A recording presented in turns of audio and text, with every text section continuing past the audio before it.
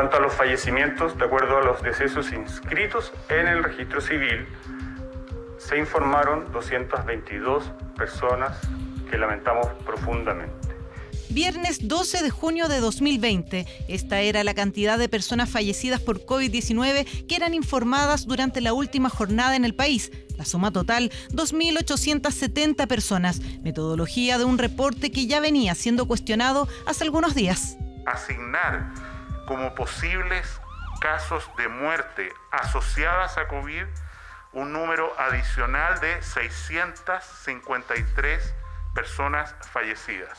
Para algunos fue un cambio y para otros una corrección metodológica. Este domingo, el Ministerio de Salud informó 653 muertes no contabilizadas y asociadas a COVID-19, un incremento que aumentó de manera significativa los decesos en el país.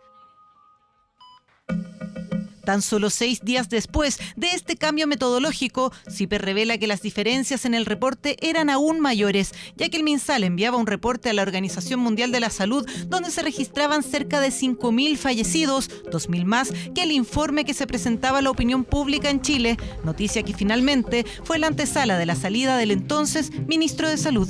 Este es el momento de la unidad, el momento del diálogo, el momento de la confianza. Y si para eso es necesario que yo dé un paso al costado, yo lo doy feliz porque es lo que corresponde.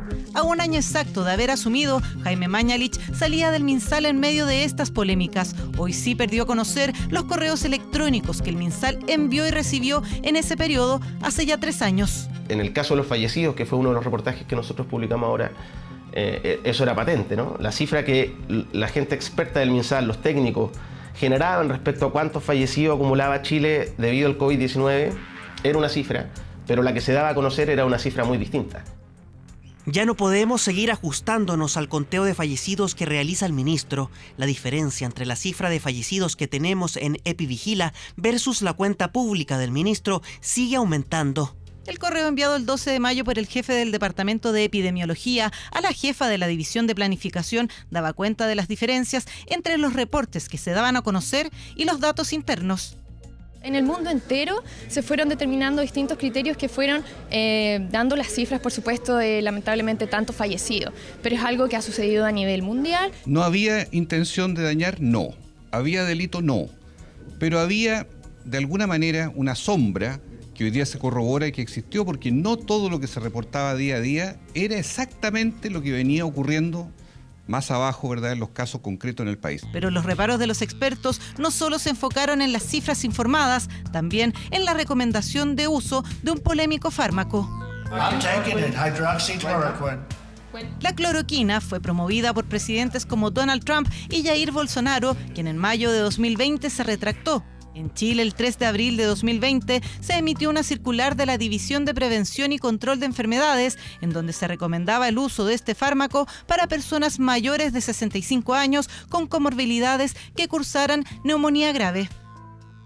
Pero dado que algunos estudios dicen que podría tener alguna ventaja en pacientes hospitalizados graves para acortar su enfermedad, típicamente los enfermos conectados a respirador, es que hemos comprado dosis suficiente y anticipada, porque ya escasea en el mercado mundial, y Senabast tiene dosis para tratar hasta 300.000 personas. Sin embargo, en los correos publicados por CIPER, la jefa de la división a cargo de la circular emitida, la doctora Silvia Santander, indica que dicho párrafo no fue escrito por su división y manifiesta su preocupación ante la alteración de un documento oficial.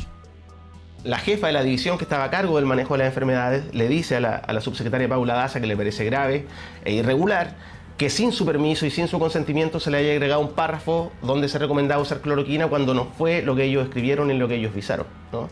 Contactamos a la doctora Santander, quien declinó referirse al tema.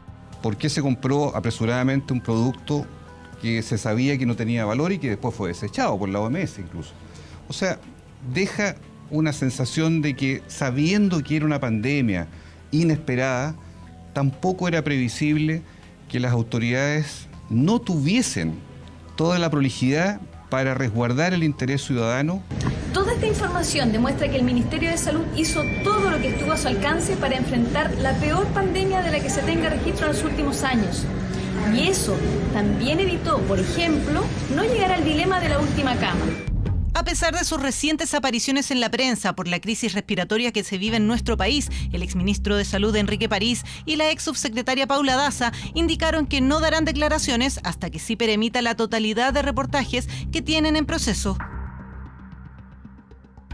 El exministro Jaime Mañalich, a quien también contactamos, tampoco quiso dar declaraciones, pero comentó que esta publicación sería una respuesta política a sus recientes apariciones en la prensa. No tiene que ver con un asunto de coyuntura esta investigación.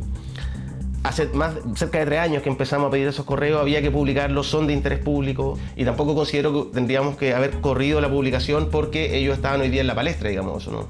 Nosotros funcionamos con criterios periodísticos y no políticos. Las diferencias en las cifras y las discrepancias de criterios entre los expertos y el MinSal son parte de más de 1 millón de páginas de correos electrónicos que luego de casi 3 años, hoy ven la luz.